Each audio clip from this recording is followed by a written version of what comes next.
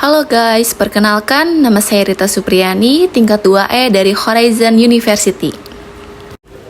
Jadi di sini saya akan membahas faktor resiko diabetes mellitus.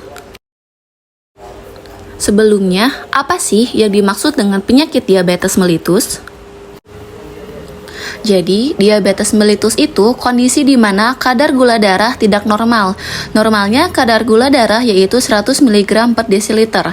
Apabila kadar gula darah sudah mencapai 100-125 mg per desiliter, berarti sudah masuk prediabetes. Sementara kadar gula darah jika sudah melebihi 126 mg per desiliter ke atas, berarti sudah tergolong diabetes.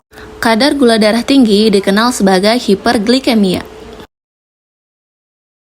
Penyebab gula darah tinggi dari penyakit gula terjadi akibat adanya gangguan dalam tubuh, sebab kondisi ini membuat tubuh tidak mampu menggunakan glukosa darah ke dalam sel. Alhasil, glukosa menumpuk di dalam darah pada penyakit gula tipe 1.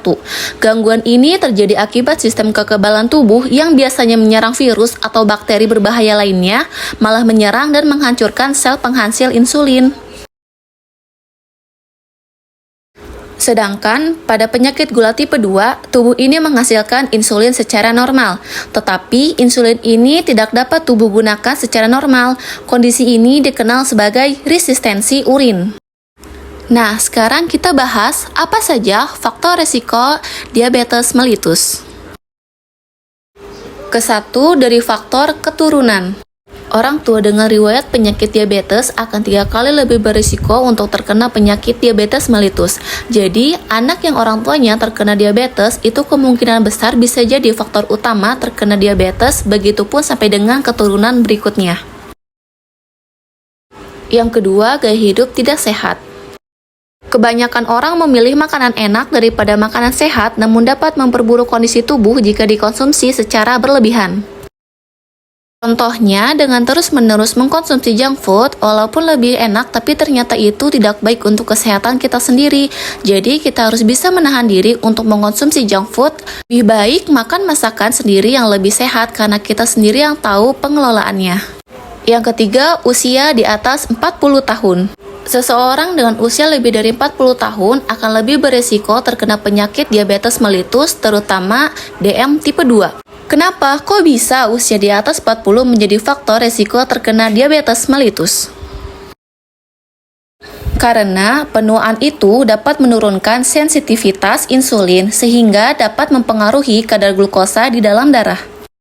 Yang keempat, obesitas atau kegemukan. Kelebihan berat badan merupakan faktor resiko utama untuk DM tipe 2 karena dengan tingginya jumlah lemak tubuh sehingga pembentukan gula darah berlangsung secara terus-menerus. Maka dari itu, dari sekarang sebelum terlambat, kita harus menjaga berat badan ideal kita. Kita bisa mengetahui berat badan ideal dengan menghitung berat badan dengan indeks massa tubuh. Nah, ini adalah rumus untuk menghitung indeks massa tubuh. Caranya, berat badan dibagi tinggi badan dikali dengan tinggi badan. Hasilnya, di sini kalian bisa lihat kalian termasuk ke dalam kategori apa. Sangat kurus, normal, gemuk, atau obesitas. Sekarang, kalian jadi tahu kan, apakah berat badan kalian ideal atau tidak? Dan yang kelima, kurangnya olahraga. Ketika beraktivitas fisik, tubuh akan menggunakan glukosa dalam otot untuk diubah menjadi energi. Hal tersebut menyebabkan kekosongan glukosa di dalam otot. Kekosongan yang terjadi menyebabkan otot untuk menarik glukosa dalam darah, sehingga kadar glukosa dalam darah akan turun. Jadi, jangan malas berolahraga ya.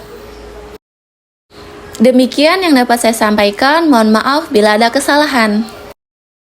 Thank you for watching.